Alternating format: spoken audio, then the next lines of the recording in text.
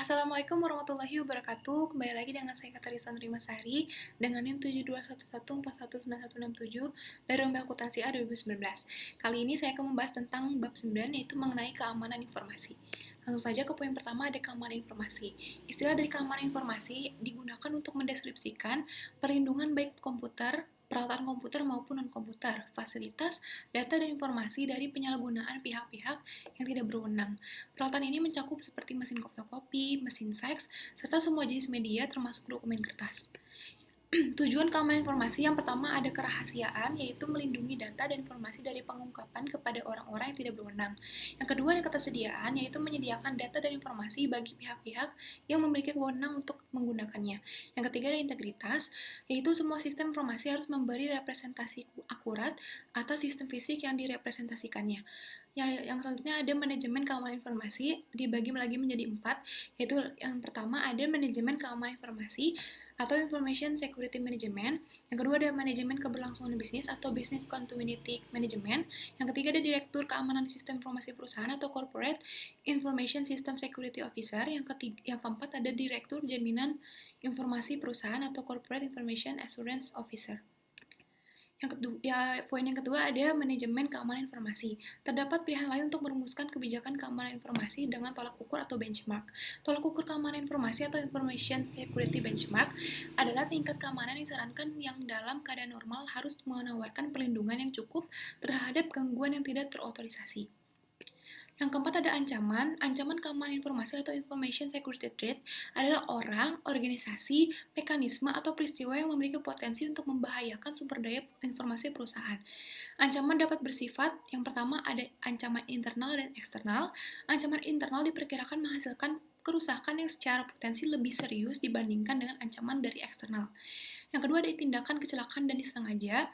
Banyak yang terjadi kerusakan karena kecelakaan, maka dari itu sistem keamanan juga harus mengeliminasi atau mengurangi kemungkinan terjadinya kerusakan yang disebabkan oleh kecelakaan.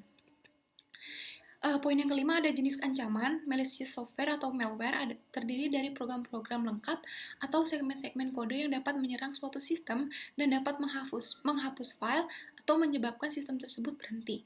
Terdapat beberapa jenis perangkat lunak berbahaya. Yang pertama ada virus, yang kedua ada worm, yang ketiga ada Trojan horse, yang keempat ada adware, yang kelima ada spyware. Yang selanjutnya ada risiko. Risiko keamanan informasi atau Information Security Risk adalah potensi output yang tidak diharapkan dari pelanggaran keamanan informasi oleh ancaman keamanan informasi. Risiko-risiko seperti ini dibagi lagi menjadi 4 jenis, yaitu yang pertama, pengungkapan informasi yang tidak terotorisasi dan pencurian. Yang kedua, ada penggunaan yang tidak terotorisasi. Yang ketiga, ada penghancuran yang tidak terotorisasi dan penolakan layanan. Yang keempat, ada modifikasi yang tidak terotorisasi.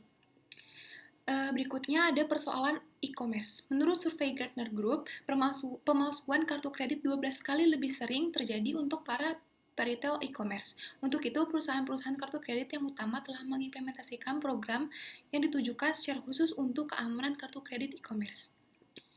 Yang pertama ada kartu kredit sekali pakai. Kartu kredit sekali pakai bekerja dengan cara yang pertama, saat pemegang kartu ingin membeli sesuatu secara online, ia akan memperoleh angka yang acak dari situs web perusahaan kartu kredit tersebut.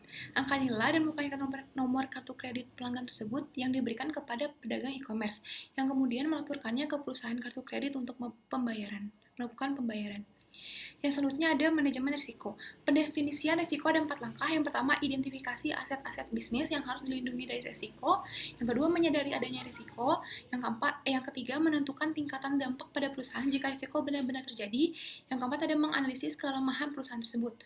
Tingkat keparahan dampak dapat diklasifikasikan menjadi 3, yaitu yang pertama, dampak yang parah atau self impact membuat perusahaan bangkrut atau sangat membatasi kemampuan perusahaan untuk berfungsi. Yang kedua ada dampak signifikan atau significant impact, menyebabkan kerusakan dan biaya yang signifikan tetapi perusahaan tersebut akan selamat. Yang ketiga ada dampak minor atau minor impact, menyebabkan kerusakan yang mirip dengan yang terjadi dalam operasional sehari-hari. Setelah analisis risiko diselesaikan, hasil temuan sebaiknya didokumentasikan dalam laporan analisis risiko. Isi laporan ini sebaiknya mencakup informasi berikut ini mengenai tiap-tiap risikonya. Yang pertama ada deskripsi risiko, yang kedua sumber risiko, yang ketiga tingginya tingkat risiko, yang keempat pengendalian yang diterapkan pada risiko, yang kelima para pemilik risiko, yang keenam tindakan yang direkomendasikan untuk mengatasi risiko, yang keenam jangka waktu yang direkomendasikan untuk mengatasi risiko. Jika perusahaan telah mengatasi risiko tersebut, laporan harus diselesaikan dengan cara menambahkan pada bagian akhir, yaitu apa yang telah dilaksanakan oleh mengatasi risiko. Selanjutnya ada kebijakan keamanan informasi. Kebijakan keamanan harus diterapkan untuk mengarahkan keseluruhan program. Ada 5 fase implementasi kebijakan keamanan. Fase yang pertama adalah inisiasi proyek, tim yang menyusun kebijakan keamanan dibentuk. Fase yang kedua, penyusunan kebijakan, tim proyek berkonsultasi dengan semua pihak yang berminta dan terpengaruh oleh proyek ini untuk menentukan kebutuhan kebijakan baru tersebut. Fase yang ketiga ada konsultasi dan persetujuan, tim proyek berkonsultasi dengan manajemen untuk memberitahukan semuanya sampai saat itu serta untuk mendapatkan pandangan mengenai berbagai persyaratan kebijakan. Fase yang keempat ada kesadaran dan edukasi. Program pelatihan kesadaran dan edukasi kebijakan dilaksanakan dalam unit-unit organisasi. Fase yang kelima ada penyebarluasan kebijakan. Kebijakan keamanan ini disebarluaskan ke seluruh unit organisasi di mana kebijakan tersebut dapat diterapkan. Yang selanjutnya ada pengendalian. Pengendalian atau control adalah mekanisme yang diterapkan baik untuk melindungi perusahaan dari risiko atau untuk meminimalkan dampak risiko tersebut pada perusahaan jika risiko tersebut terjadi. Pengendalian dibagi lagi menjadi 3 kategori. Yang pertama ada pengendalian teknis, yang kedua ada pengendalian formal, yang ketiga ada pengendalian informal. Pengendalian teknis atau technical control adalah pengendalian yang menjadi satu di dalam sistem dan dibuat oleh para penyusun sistem selama masa siklus penyusunan sistem. Yang pertama ada pengendalian akses. Dasar untuk keamanan melawan ancaman yang dilakukan oleh orang-orang yang tidak terotorisasi adalah pengendalian akses. Dilakukan melalui proses 3 tahap, yaitu mencakup yang pertama, identifikasi pengguna, yang kedua, autentikasi pengguna, yang ketiga, otorisasi pengguna. Identifikasi dan autentikasi memanfaatkan profil pengguna, sedangkan otorisasi memanfaatkan file pengendalian akses. Yang kedua ada sistem deteksi gangguan, mengenali upaya pelanggaran keamanan sebelum memiliki kesempatan untuk melakukan perusakan. Salah satu contoh yang baik adalah peranti lunak proteksi virus. Yang ketiga ada firewall. Pendekatan ketiga adalah membangun dinding pelindung atau yang disebut dengan firewall, yang dimana berfungsi sebagai penyaring atau penghalang yang membatasi aliran data dan dari perusahaan tersebut dan internet. 3 jenis firewall. Yang pertama ada firewall penyaring paket, yang kedua firewall tingkat sirkuit, yang ketiga firewall tingkat aplikasi. Selanjutnya ada pengendalian kriptografis. Penggunaan kode yang menggunakan proses-proses matematika dan data dan informasi tersebut dapat dienkripsi dalam penyimpanan dan juga ditransmisikan ke dalam jaringan. Yang selanjutnya ada pengendalian fisik. Adalah peringatan pertama terhadap gangguan tidak terotorisasi adalah mengunci pintu ruang komputer. Kunci yang lebih canggih yang dibuka dengan cetakan telapak tangan dan cetakan suara serta kamera pengintai dan alat penjaga keamanan. Selanjutnya ada pengendalian formal yang mencakup penentuan cara berperilaku, dokumentasi prosedur dan praktik yang diharapkan, dan pengawasan serat pencegahan perilaku yang berbeda dari panduan yang berlaku. Selanjutnya ada pengendalian informal yang mencakup program pelatihan dan edukasi serta program pembangunan manajemen. Yang selanjutnya ada mencapai tingkat pengendalian yang tepat. Ketiga jenis pengendalian tersebut mengharuskan biaya. Dengan demikian, keputusan untuk mengendalikan pada akhirnya dibuat berdasarkan biaya versus keuntungan, tetapi dalam beberapa industri terdapat pula pertimbangan-pertimbangan lainnya. Yang selanjutnya ada dukungan pemerintah dan industri. Beberapa organisasi pemerintahan dan internasional telah menentukan standar-standar yang ditujukan untuk menjadi panduan bagi organisasi yang ingin mendapatkan keamanan informasi. Yang pertama ada BS 7799 milik Inggris, yang kedua ada BSI IT, Baseline Protection Manual, yang ketiga ada COBIT, yang keempat ada GASSP, Generally Accepted System Security Principle, yang kelima ada EISF, Standard of Good Practice. Selanjutnya ada standar industri.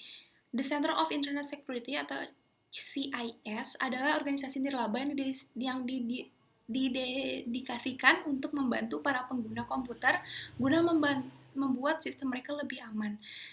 Bantuan diberikan dalam 2 produk, yaitu yang pertama ada CIS benchmark dengan cara menerapkan pengendalian khusus teknologi dan CIS scoring tools untuk menghitung tingkat keamanan, membandingkannya dengan tolak ukur, dan menyiapkan laporan yang mengarahkan pengguna dan administrator sistem untuk mengamankan sistem.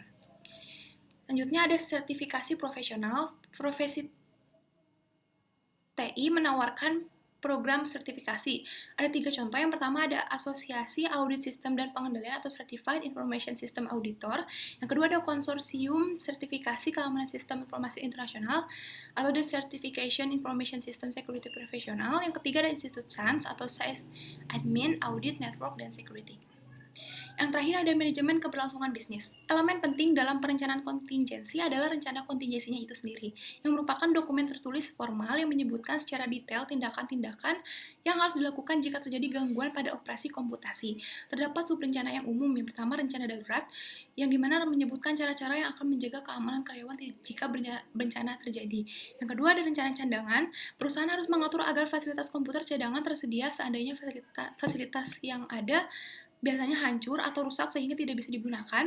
Yang ketiga ada rencana catatan penting, ada dokumen kertas, microform, dan media penyimpanan optis dan magnetis yang penting untuk meneruskan bisnis perusahaan.